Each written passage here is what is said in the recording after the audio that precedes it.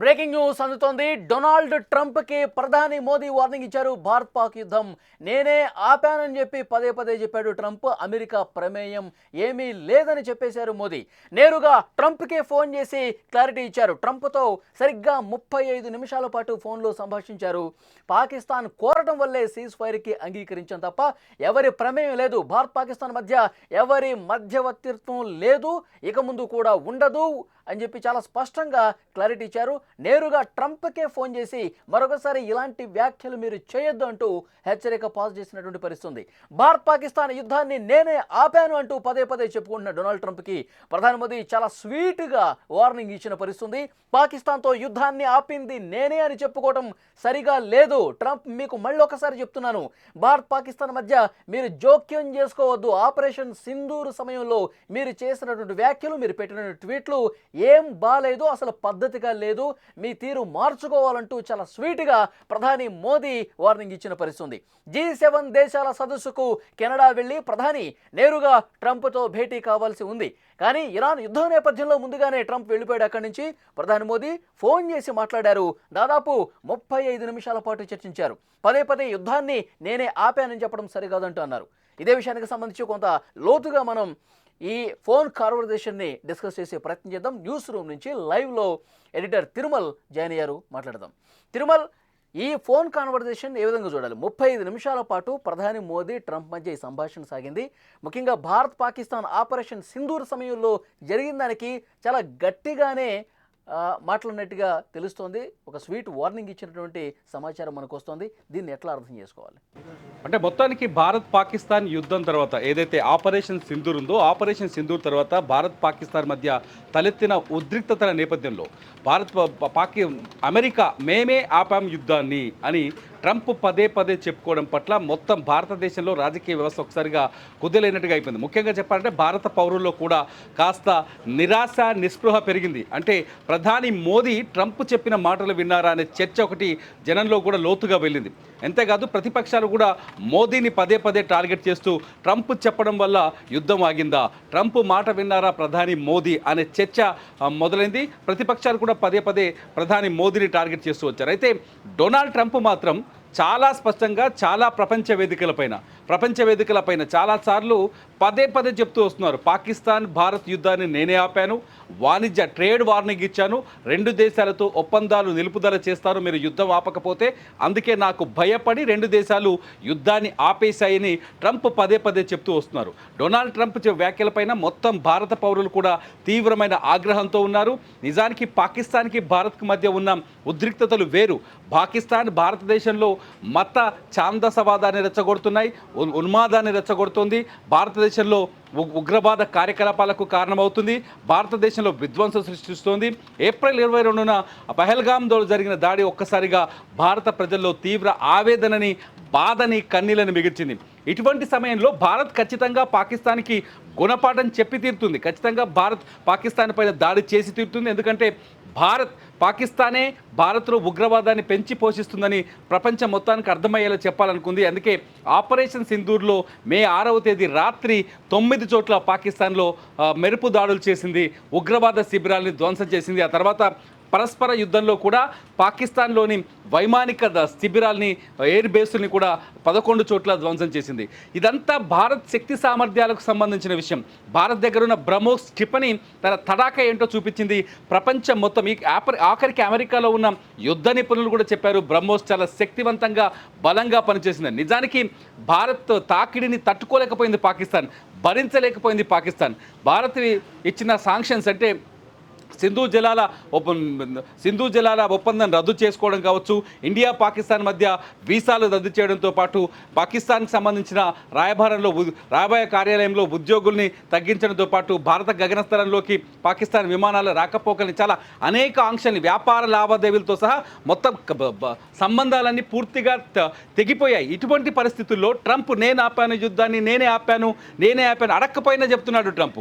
అడక్కపోయినా ఎవరు ఏదైనా వేదిక దొరికితే చాలు నేనే ఆపాను, భారత్ పాకిస్తాన్ మధ్య న్యూక్లియర్ వార్నింగ్స్ నేనే ఆపాను, రెండు పెద్ద అణుదేశాల మధ్య యుద్ధాన్ని నేనే ఆపంటూ తొడలు కొడుతున్నాడు, జబ్బలు జరుస్తూ వస్తున్నాడు.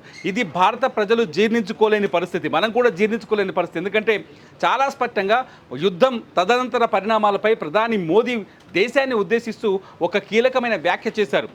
ఏదైతే పాకిస్తాన్ ఇండియా మధ్య సీజ్ ఫైర్ ఒప్పందం జరిగిందో ఇందులో ఎటువంటి వాణిజ్యానికి చోటు లేదు అని చెప్పారు. 3 మాటలు చాలా స్పష్టంగా చెప్పారు. రక్తం నీళ్లు కలిసి పారవు, అట్లాగే యుద్ధం ఆ నిలుపుదల వెనుక పాకిస్తాన్తో ఎటువంటి ట్రేడ్ లేదు, ట్రేడ్ వ్యాఖ్యలు కానీ ట్రేడ్ ఒప్పందాలు కానీ లేవు. మూడోది వచ్చేసి పాకిస్తాన్తో చర్చించేదంటే కేవలం పీఓకే ఉగ్రవాదం పైన మాత్రమే చర్చిస్తామని చెప్పారు. భారత్ ఇప్పటికి కూడా ఈ మాటలకు కట్టుబడి ఉంది. ట్రంప్ ఏం చేస్తున్నాడు, నేను కశ్మీర్ అంశాన్ని పరిశీలిసి మధ్యవర్తిత్వం వహిస్తా, నేను పాకిస్తాన్తో మాట్లాడతా, నేను పాకిస్తాన్ని బెదిరించాను, ఇటు ఇండియాని బెదిరించాను అని పదే పదే నిన్నటి వరకు ఇటు ప్రధాని మోదీ కూడా ట్రంప్ వ్యాఖ్యలపైన నిన్నటి వరకు స్పందించకపోవడం, ఆ ట్రంప్ వ్యాఖ్యల్ని ఖండించకపోవడం విదేశాంగ శాఖ ఖండిస్తూ వస్తుంది, భారత విదేశాంగ శాఖ ప్రభుత్వం ఖండిస్తూ వస్తుంది. కానీ ప్రధాని మోదీ స్వయంగా ఖండించకపోవడం ఇదంతా ఒక రాజకీయ చర్చకు కారణమైంది. ఇదన్నింటికీ ఫుల్ స్టాప్ పెడుతూ ఇవాళ G7 సదస్సు కోసం కెనడా వెళ్ళిన ప్రధాని మోదీ అక్కడ ట్రంప్తో నేరుగా ఈ అంశాలపైన మాట్లాడాలని నిర్ణయించుకున్నారు. కానీ ట్రంప్ ఇరాన్ ఇజ్రాయెల్ యుద్ధ నేపథ్యంలో ట్రంప్ వెంటనే వాషింగ్టన్ తిరిగి వెళ్ళిపోవడం, ఆ తర్వాత మోదీ అక్కడికి వెళ్ళి ట్రంప్తో ఫోన్లో మాట్లాడినట్టు తెలుస్తుంది. విదేశాంగ శాఖ కొద్దిసేపటి క్రితం చెప్పింది భారత విదేశాంగ శాఖ, ట్రంప్తో దాదాపు ప్రధాని మోదీ 35 నిమిషాలు మాట్లాడారు. మీకు ఒక మంచి స్వీట్ వార్నింగ్ కూడా ఇచ్చారు. యుద్ధం నేనే ఆపాను అనే అంశం పైన మీరు సైలెంట్గా ఉంటే చాలా బెటర్. ఎందుకంటే పాకిస్తాన్ భారత్ మధ్య ఎటువంటి ఇష్యూ వచ్చినా ద్వైపాక్షిక చర్చలకు మాత్రమే అవకాశం ఉంటుంది. మూడో వ్యక్తి అంటే పాకిస్తాన్ ఇండియా మాత్రమే మాట్లాడుకుంటాయి, కానీ మూడో వ్యక్తికి ఇక్కడ చోటు లేదు, అవకాశం లేదు. మూడో వ్యక్తి వచ్చి భారత్ పాకిస్తాన్ మధ్య చర్చలు కానీ ఒప్పందాలు కానీ అంగీకరించేది లేదు అని చాలా స్పష్టంగా మోదీ ట్రంప్కి చెప్పినట్టు తెలుస్తుంది.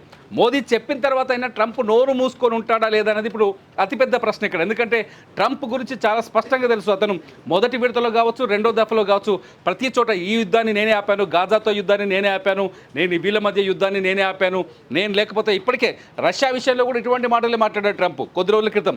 రష్యా విషయంలో కూడా నేను ఉన్నాను కాబట్టి, నేను అడ్డుకున్నాను కాబట్టి పుతిన్ బతికున్నాడు, లేకపోతే ఇప్పటికి చచ్చిపోయేవాడని చెప్పాడు. అంటే పుతిన్ పైన దాడి జరిగేదని చెప్తున్నాడు. అంటే ఉక్రెయిన్ పుతిన్ని చంపేసేదని చెప్పేసేవాడు. అంటే నిజంగా చెప్పాలంటే మన కొన్ని చోట్ల పిట్టల ద్వారా అంటారు కదా, అటువంటి వ్యాఖ్యలు ఎక్కువగా చేస్తున్నాడు డొనాల్డ్ ట్రంప్. భారత్ పాకిస్తాన్ విషయంలో కూడా అదే చేశాడు. పదే నేనే ఆపాను. నిజంగా మీరు అన్నట్టు డొనాల్డ్ ట్రంప్ వ్యవహార శైలి ఎవరికి కూడా దొరకని విధంగా ఉంటుంది. నేను ఎవరి మాట వినను, అందరూ నా మాట వినాల్సిందే, ఇలాంటి బాడీ లాంగ్వేజ్ కలిగి ఉంటాడు డొనాల్డ్ ట్రంప్. ఇప్పుడు మోదీ స్వీట్గా వార్నింగ్ ఇచ్చినా 35 నిమిషాల పాటు ఆయనకి చెప్పే ప్రయత్నం చేసినా వింటాడా వినడా అనేది ఒక క్లారిటీ అయితే మనకు కూడా ఉంది. అయితే పాకిస్తాన్ ఆర్మీ చీఫ్ ఆసిమ్ మునీర్ ట్రంప్తో భేటీ అవుతున్నాడు. అది కూడా ఒక ప్రైవేటు లంచ్ మీట్ ఉంది. దీన్ని ఏ విధంగా చూస్తారు? ఇలాంటి కీలకమైన సందర్భంలో ఈ భేటీని ఎట్లా చూడాల్సిన అవసరం ఉంది? అవలి ఇక్కడ ఒక విషయాన్ని గుర్తుపెట్టుకోవాలి. అమెరికా అన్ని దేశాలని తమ చెప్పు చేతుల్లో పెట్టుకోవాలి అనే ఆలోచనతో ఉంటుంది ఎప్పుడైనా. అమెరికా నిర్ణయాలు ఎప్పుడు అలాగే ఉంటాయి. ఇండియా పాకిస్తాన్ విషయంలో కూడా కిర్నా పర్వతాలపైన బ్రహ్మోస్ క్షిపణి దాడి చేసింది. కిర్నా పర్వతాల్లో దాగున్న పాకిస్తాన్ సంబంధించిన అణుబాంబులు ధ్వంసమయ్యాయి. అక్కడ రేడియేషన్ వస్తుంటే కిర్నా పర్వతాల సమీపంలో ఉన్న గ్రామాలని పాకిస్తాన్ ప్రభుత్వం ఖాళీ చేయిస్తుందనే చర్చ జరిగింది. ఈ తరుణంలో డొనాల్డ్ ట్రంప్ అమెరికాకు సంబంధించిన ఒక వైమానిక విమానం కూడా, కీలకమైన విమానం కూడా కిర్నా పర్వతాన్ని సందర్శించి వెళ్ళింది. అక్కడ రేడియేషన్ని సంబంధించిన వివరాలు సేకరించిన చర్చ జరుగుతుంది. పాకిస్తాన్తో అమెరికా ఖచ్చితంగా దొంగ దోస్తీ చేస్తూనే ఉంది. ఎందుకంటే చైనాని కంట్రోల్ చేయడం కోసమో, లేకపోతే ముస్లిం ఇస్లామిక్ దేశాలని కంట్రోల్ చేయడం కోసం. అసలు నిజానికి మునీని పిలవడానికి అసలు కారణం ఏమనుకుంటున్నారంటే భారత్ పాకిస్తాన్ మధ్య ఉన్న ఉద్రిక్తతల నేపథ్యంలో మునీర్ని కంట్రోల్ చేయడమో, లేకపోతే భారత్కి వ్యతిరేకంగా చర్యలు తీసుకోవడమో, ఏదో మొత్తానికి ఒక డ్రామా నడిపిస్తున్నాడు ట్రంప్ అనుకుంటున్నారు. కానీ అసలు విషయం వేరేలా ఉంది. ఇరాన్ పైన ఇజ్రాయెల్ దాడి చేస్తుందనే విషయం డొనాల్డ్ ట్రంప్కు చాలా స్పష్టంగా తెలుసు. ఇరాన్ అణు బాంబుల తయారీకి వెనకాడట్లేదు. ఖచ్చితంగా ఇజ్రాయెల్ అనుకున్న సమయానికి దాడి చేయబోతుందని ట్రంప్కు తెలుసు. ఈ నేపథ్యంలో ఇస్లామిక్ దేశాలని కలిపి ఒక ఆర్మీని తయారు చేసుకోవాలని పాకిస్తాన్ విదేశాంగ శాఖ వ్యాఖ్యలు చేయడం, ఈ వ్యాఖ్యల నేపథ్యంలో ఇస్లామిక్ దేశాల మద్దతుని పాకిస్తాన్ ఒక్కటి చేసే అవకాశం. ఎందుకంటే ఇండియా పాకిస్తాన్ కాన్ఫ్లిక్ట్ తర్వాత పాకిస్తాన్ ముస్లిం దేశాలన్నింటినీ సందర్శించింది. పాకిస్తాన్ ప్రధానమంత్రి షహబాజ్ షరీఫ్ ముస్లిం దేశాల మద్దతును కోరింది. అజర్బైజాన్ కావచ్చు, ఇరాన్ కావచ్చు, ఇతర దేశాలు కావచ్చు, ముస్లిం దేశాలు, ఇస్లామిక్ దేశాలన్నింటినీ కోరింది, మాకు మద్దతు ఇవ్వాలి, మానసిక మద్దతు కావాలి, మిలిటరీ సపోర్ట్ కావాలి.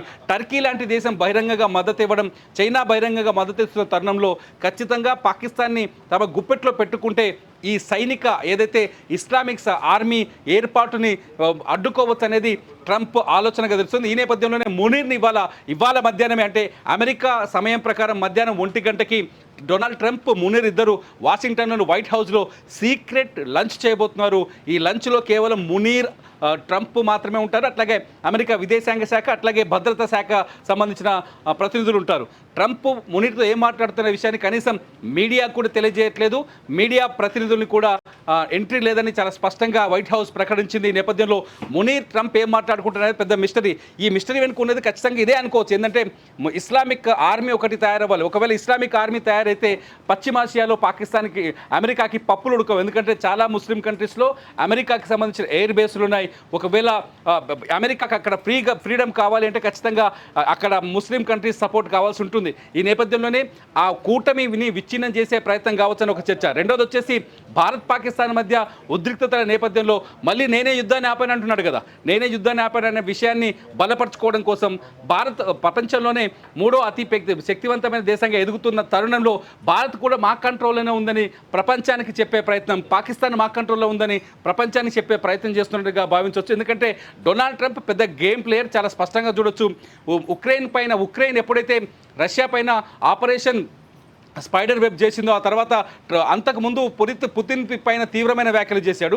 ఆ తర్వాత పుతిన్తో మాట్లాడి ఉక్రెయిన్ పైన తిరుగుదాడి చేయడం కోసం కంట్రోల్ చేసే ప్రయత్నం చేశాడు. కానీ పుతిన్ అక్కడ మాట వినలేదు. ఉక్రెయిన్ పైన వరుసగా ఇవాళకి కూడా దాడులు జరుగుతున్నాయి. సో ట్రంప్ చాలా స్పష్టంగా, ట్రంప్ కాదు అమెరికా పెత్తందారితనమే ఆ విధంగా ఉంటుంది. అమెరికా ప్రతి దేశాన్ని మేము కంట్రోల్లో పెట్టుకోవాలని ఆలోచన ఉంటుంది. కాబట్టి ట్రంప్కు బిహేవియర్ కూడా అలా ఉంటుంది. అందులో భాగమే ఈ వ్యూహాత్మకమైన పర్యటన అనుకోవచ్చు. సపోర్ట్గా కొన్ని మిత్ర దేశాలు, ఇస్లామిక్ దేశాలు ఒక ఆర్మీగా ఫామ్ అయ్యి ఇప్పుడు అమెరికా కావచ్చు, లేదంటే ఇజ్రాయెల్, వీళ్ళ దాడిని తిప్పికొట్టడానికి ఒక బలమైన కూటమి కావాలని చెప్పి వాళ్ళు ప్రయత్నాలు చేస్తున్నారు. దీన్ని అడ్డుకోవడానికి ట్రంప్ ప్రయత్నం చేస్తున్నాడు. దాంట్లో భాగంగానే వాళ్ళ పాకిస్తాన్ ఆర్మీ చీఫ్తో భేటీ కూడా ఉన్నట్టుగా స్పష్టంగా అర్థమవుతోంది.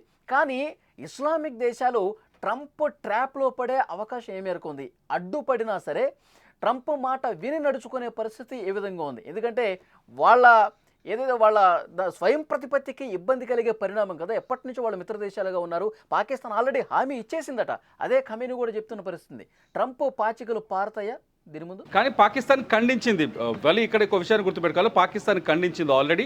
పాకిస్తాన్ మేము ఒకవేళ ఇరాన్ చెప్పినట్టుగా ఒకవేళ ఇజ్రాయెల్ తమ పైన అణుబాంబు వేస్తే ఇజ్రాయెల్ పైన పాకిస్తాన్ అణుబాంబు వేస్తుందనే వ్యాఖ్యల్ని పాకిస్తాన్ విదేశాంగ శాఖ ఖండించింది. పాకిస్తాన్ అంత ఈజీగా అమెరికాను కాదనిపోయే అవకాశం లేదు. ముస్లిం దేశాలు కూడా, మిగతా ముస్లిం దేశాలు కూడా ఇరాన్కి మద్దతు ఇచ్చే సిచ్యువేషన్ కనిపించట్లేదు. ఎందుకంటే మద్దతు ఇచ్చినట్టే ఇప్పుడు ఇరాన్లో ఉన్న పరిస్థితి చూస్తే ఖచ్చితంగా సపోర్ట్ చేయాల్సి ఉంటుంది. కానీ సపోర్ట్ చేసే అవకాశం అయితే లేదు. అమెరికా కొంత కంట్రోల్ చేస్తుందని చెప్పాలి. అమెరికాతో ఉన్న వాణిజ్య ఒప్పందాలు కావచ్చు, ఇతరత్ర ఒప్పందాలు కావచ్చు, అంత ఈజీగా మిగతా ఇస్లామిక్ దేశాలు ఇరాన్కి మద్దతు ఇచ్చే అవకాశం లేదని మాత్రం ఇక్కడ అర్థం చేసుకోవచ్చు. వలి ఈ భేటీలో, ఆసిమ్ మునీర్ ట్రంప్ భేటీలో భారతదేశానికి సంబంధించి చర్చ ఏమాత్రం ఉండదంటారా? ఎందుకంటే ట్రంప్ తన అవసరం ఉంది కాబట్టి ఆసిమ్ మునీర్ని పిలుచుకున్నాడు. సరే, అంది వచ్చిన అవకాశం కదా అని చెప్పి మన మీద శత్రుత్వం ఉన్న పాకిస్తాన్ ఏమి మాట్లాడకుండా ఎందుకుంటుంది? ఏదో రకంగా మన మీద విషయం కక్కే అవకాశం కూడా ఉంది ట్రంప్ దగ్గర. ఖచ్చితంగా పాకిస్తాన్ మొదటి నుంచి మేము యుద్ధం గెలిచామని చెప్తుంది. తీవ్రంగా దెబ్బతిన్న తర్వాత కూడా మాదే పై చేయని చెప్తుంది.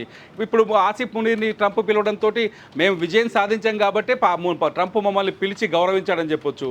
ఆసిఫ్ మునీర్ కూడా అటువంటి ప్రకటన చేయొచ్చు. ట్రంప్ కాస్త నోరు మూసుకోవచ్చు, ఎందుకంటే ప్రధాని మోదీ తర్వాత. ఎందుకంటే మునీర్తో భేటీకి ముందే ట్రంప్తో ప్రధాని మోదీ ఫోన్లో మాట్లాడారు కాబట్టి ట్రంప్ కాస్త నోరు మూసుకోవచ్చు. కానీ పాకిస్తాన్ మళ్ళీ జబ్బలు తలుచుకునే అవకాశం అయితే ఉంటుంది ఖచ్చితంగా భారతదేశం మీద. వలి చూద్దాం తిరుమల్. ప్రస్తుతం పరిణామాలు చూస్తుంటే కనుక చాలా వేగంగా కదులుతున్న సిచ్యువేషన్ ఉంది. భారత్ పాకిస్తాన్ యుద్ధాన్ని పదే నేనే ఆపేశాను అని చెప్పుకున్న డొనాల్డ్ ట్రంప్కి ప్రధాని మోదీ స్వీట్ వార్నింగ్ ఇచ్చిన పరిస్థితుంది. దాంతోపాటు మరి ట్రంప్ ఏ విధంగా వెనక్కి తగ్గుతాడు, ఇక ఈ రెండు దేశాల మధ్యలోకి రాకుండా ప్రధాని మోదీ వార్నింగ్తో ఎంతవరకు మెత్తబడతాడనేది చూడాల్సిన అవసరం అయితే కనిపిస్తుంది. మరోవైపు ఆసిమ్ మునీర్ ట్రంప్తో భేటీకి సంబంధించి కూడా సర్వత్రా ఒక ఆసక్తి కనిపిస్తోంది. ఏదైతే మిత్ర దేశాలు ఒక ఆర్మీగా ఫామ్ అవ్వడానికి ప్రయత్నం చేస్తున్న తరుణంలో దాన్ని విచ్ఛిన్నం చేయడం కోసం ట్రంప్ ప్రయత్నంలో భాగంగా ఈ భేటీ అని చెప్తున్నారు. సో చూద్దాం నెక్స్ట్ పరిణామాలు ఏ విధంగా ఉంటాయన్నది.